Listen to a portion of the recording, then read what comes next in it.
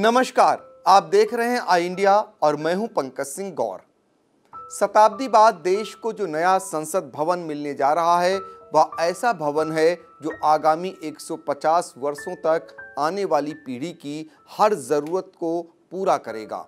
लोकतंत्र का मंदिर कहा जाने वाला संसद भवन की पहली खूबी यह है कि नया भवन दोनों सदनों के साथ सभी सांसदों के लिए आधुनिक सुविधाओं से लैस है। यहाँ सांसदों को डिजिटल सुविधाएं उपलब्ध होंगी। नई व्यवस्था के तहत एक टेबल पर 2 सांसद बैठ सकेंगे।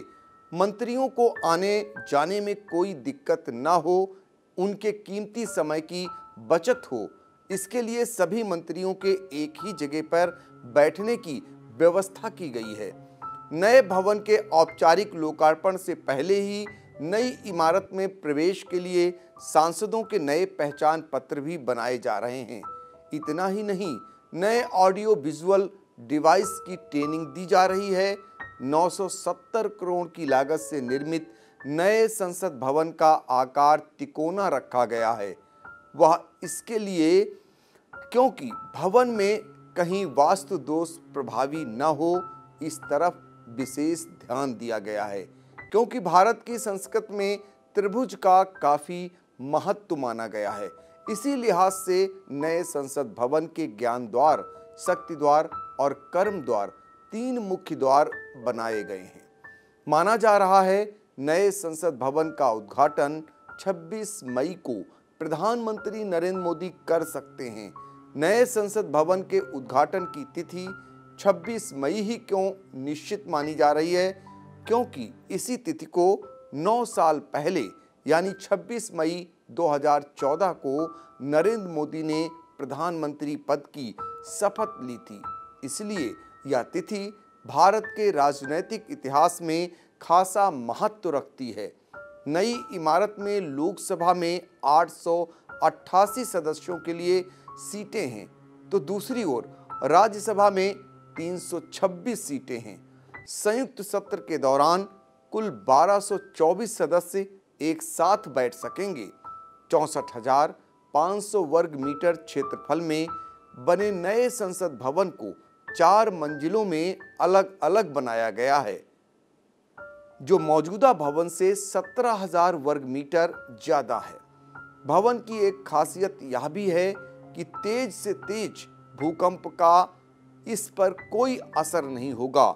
नए संसद भवन में सुरक्षा के लिए आधुनिक संसाधनों का इस्तेमाल किया गया है।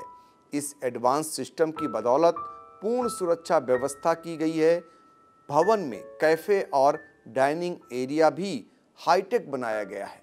नए संसद भवन में बड़े हॉल, एक पुस्तकालय और पार्किंग एरिया को भी ऐतिहासिक बनाया गया है।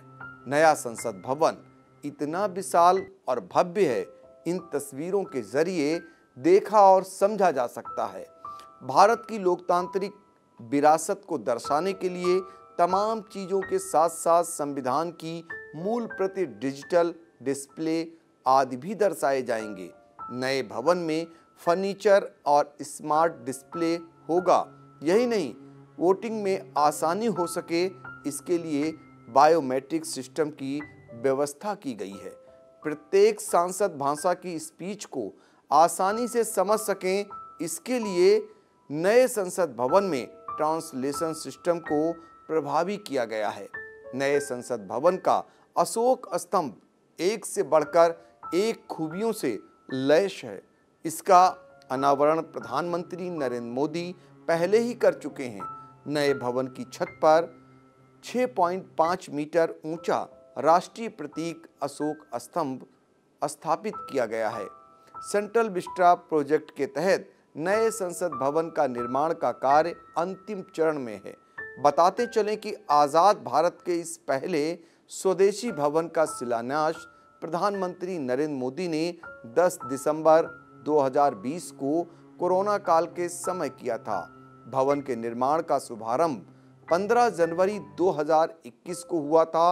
अमृतकाल में सांसदगण नए संसद भवन में प्रवेश करेंगे।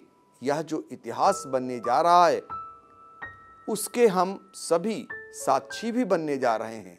बताते चलें कि मौजूदा संसद भवन में जगह की कमी महसूस होने लगी थी। मौजूदा संसद भवन ब्रिटिश शासनकाल में बनवाया गया था। संसदीय कार्यों को देखते हुए यह भवन जरूरत के हिसाब से छोटा महसूस किया जाने लगा था।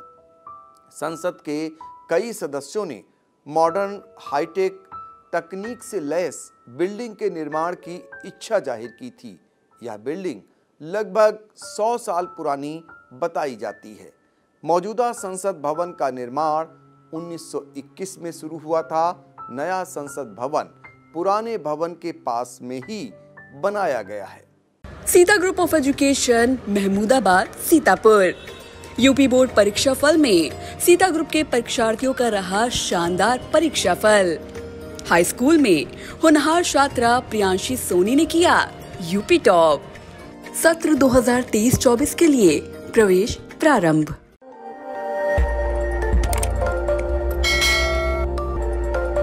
खबर आपकी, नजर हमारी। देखते रहिए आई इंडिया।